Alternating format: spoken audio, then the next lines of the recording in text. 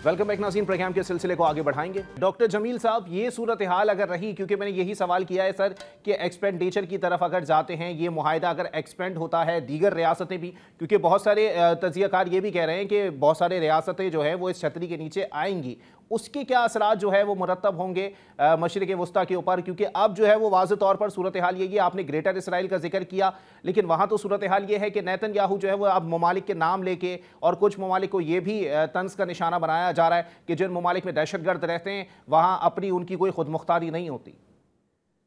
जी हाँ, हम नेतन्याहू से क्या एक्सपेक्ट कर सकते हैं। और वो ममालिक जो पीस के खिलाफ हैं, जो अमन के खिलाफ हैं, जो पामाली करते रहे हैं अमन की, उनसे हम क्या एक्सपेक्ट कर सकते हैं। इंडिया और इजराइल का जो आपस में जोड़ है, गठजोड़ है, एक तरफ अखंड भारत है, वही कॉन्सेप्ट जो कि आरएसएस ने शुरू किया था 1925 में जब वो कायम हुई थी। तो दूसरी तरफ ज़ायोनिज़्म जब कायम हुई थी, जब ये तहरीक कायम हुई थी, जिस तहरीक के सबब इजराइल बना और जिस तहरीक के सबब इन्होंने सारी एग्रेशन शुरू की और ग्रेटर इजराइल का कॉन्सेप्ट ये स्विट्जरलैंड के बासत शहर में बना। और वहाँ अगस्त के महीने में जब कोई 300 डेलीगेशन आए तो उन्होंने ये फैसला किया, वहीं एक ज़ायोनिज़्म, तो वो उस एग्रेशन को आगे लेके चलना चाहते हैं। तो उनकी तवक्को यही तो मिटिगेशन होती है, यही तो नेशनल सिक्योरिटी इंटरेस्ट को असेस करके मिटिगेट करने के लिए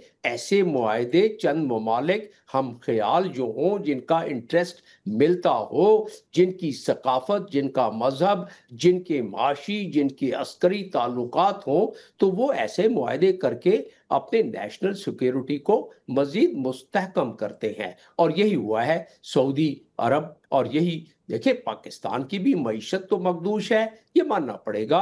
और ये भी मानना पड़ेगा कि इसमें हमारी अपने भी अफकार हैं, जिसकी वजह से मईशत मखदूश हुई।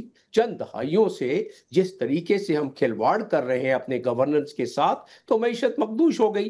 खुदा का शुक्र है कि हमारी अस्करी कुव्वत न सिर्फ कायम रही बल्कि बढ़ी, और जिसकी वजह से आज हम एक मायानाज कौम के तौर पर, जिसकी इज्जत तकरीम में इजाफा हुआ है, इज्जत व नामूसो तकरीम में इजाफा हुआ है, प्रोफाइल बढ़ी है, जिसकी वजह से आप देख रहे हैं कि ये मुआहदा तो इब्तदा है। आगे आप देखिएगा, जैसे मैंने आपको पैराग्राफ 7 का हवाला दिया ओआईसी कंट्रीज, ओआईसी चार्टर का, आप देखिएगा कि आगे जाके इस अम्ब्रेला के अंदर कितने लोग आने की, कितने ममालिक आने की कोशिश करेंगे। और आपकी मैं नाजरीन के लिए बताता चलूं कि सिर्फ गल्फ कंट्रीज की 6 ट्रिलियन डॉलर की इकोनॉमी है, जबकि इजराइल की सिर्फ 560 बिलियन की इकोनॉमी है। तो आप देख लें कि मुकाबला क्या है। अगर इनको ये स्ट्रेंथ और ये गारंटी मिल जाए हमारे इन ब्रदर मुल्कों को, तो ये ब्रदर मुल्क जाहिर है एक दूसरे का ख्याल रखेंगे। पाकिस्तान की मखदूश मईशत आनन फानन में और बहुत जल्दी ठीक हो सकती है। अस्करी सलाहियतों को टाइम लगता है, तो हमारी अस्करी सलाहियतें बढ़ी हैं। अब ये वक्त है कि हम अपनी मईशत, मखदूश मईशत खुद ब खुद बढ़ेगी इन हालात और इस प्रोफाइल के बढ़ने से और ऐसे मुआहदों की वजह से। आपने देख लिया, कल बयान में आ गया कि इकोनॉमिक कोलैबोरेशन को मजीद बढ़ाया जाएगा डिफेंस इंडस्ट्री में। अज खुद अब इसका हिस्सा है इस एग्रीमेंट का कि डिफेंस कोलैबोरेशन भी बढ़ेगी, जिसका मतलब ये हुआ कि इन्वेस्टमेंट बढ़ेगी, जिसका मतलब ये हुआ कि जिन हथियार और औजार को हमने इस्तेमाल करके ये दुनिया को साबित कर दिया कि कैपेसिटी क्या होती है और सलाहियत क्या होती है चाइना की, वो अभी माल और बिकेगा चाइना का। हमने मार्केटिंग कर दी पूरी दुनिया में, बिल्कुल ऑर्डर ऐसे भी आ रहे मार्केटिंग हैं। तो कर दी है, माल और बिकना भी चाहिए। वैसे साजिद हबीब साहब, यहाँ सूरत हाल ये कि एक बात है जो शायद अरब ममालिक को बहुत पहले समझ जानी चाहिए थी, लेकिन जब ईरान के ऊपर जो है वो इसराइल ने अटैक किया है, उसके बाद सूरत हाल वाज़ेह हुई कि जहां जहां पर भी इंडिया के स्टेक्स मौजूद हैं वहां सूरत हाल जो है वो इसराइल के हक में ही जाती है। क्योंकि कुछ इंटेलिजेंस मालूमात की तबादले की भी बात हुई थी कि जो इंडियंस वहां पर मौजूद थे उन्होंने ही इंटेलिजेंस मालूमात वहां पर फराहम की थी। ये बात अब जाके अरब ममालिक को समझ में आई है, जो बहुत पहले समझ जानी चाहिए थी। अब सूरत हाल क्या है? आपने बिल्कुल सही कहा। ये जो दोनों एपिसोड हुए, हमारा और भारत का हुआ, अगेन आई वुड से कि ये इसके वो जो है डांडे वहीं पे जाके मिलते हैं ट्रंप सरकार से उनकी ये कोशिश थी, और इसका ओवरऑल ऑब्जेक्टिव एम्बेसडर साहब बेहतर समझते, मैं समझता हूँ कि कंटेनमेंट ऑफ चाइना ही था। पहले उन्होंने यहाँ से ट्राई की, फेल हुए, then the other part was ready, जो इजराइल ने ईरान के ऊपर हमला किया। तो इस ब्लेसिंग डिस्गाइज, अल्लाह ताला के फजल करम से ये फायदा हुआ कि ये जो इजराइल और रॉ का और मोसाद का जो गठजोड़ था वो बिल्कुल उरियां हो गया। और उसकी वजह से देखें ना, उसी की वजह से हमारा जो वेस्टर्न बॉर्डर बड़ा डिस्टर्ब था और अभी तक है। तो एटलीस्ट इसका जो एक पॉजिटिव इम्पैक्ट होगा कि जो हमारा बलोचिस्तान ईरान के साथ वो मिलता है, वहां पे बेहतरी आना शुरू होगी। और इस साइड के ऊपर अब जब सऊदी अरब और पाकिस्तान का ये एग्रीमेंट हुआ, मेरा ख्याल है कि सऊदी का इन्फ्लुएंस जो अफगानिस्तान तालिबान के ऊपर है, that is also going to play a role, जबकि चाइना ऑलरेडी इसमें आ चुका है।